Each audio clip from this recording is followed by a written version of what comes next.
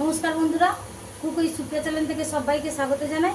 আজকের আবার দারুণ স্বাদের একটা রেসিপি নিয়ে চলে এসেছি। আজকে বানাবো ডুমুর আলু বাটা মাছ দিয়ে ডালের বড়ি দিয়ে ঝোল। তো জিরের বান্না দিয়ে গরমের দিনে ঝোল বানাবো।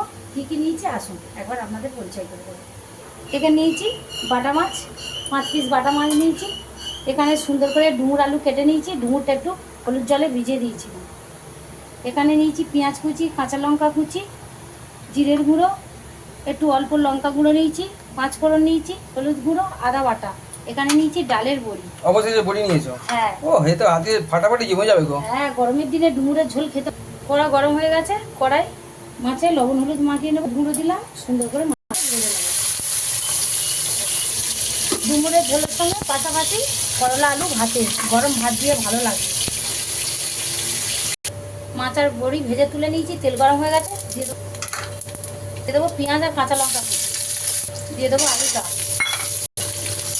আজকে কি হচ্ছে গো? আজকে ডুমুরে বাটা মাছ দিয়ে বড়ি দিয়ে পাতলা করে জিরের বান্না ঝোল। ও বাবা, এটা হেভি টেস্টি জিনিস। হ্যাঁ, একদম যা পাতলা ভাবা যায় না বন্ধুরা, ডুমুরের ঝোল যা লাগে না।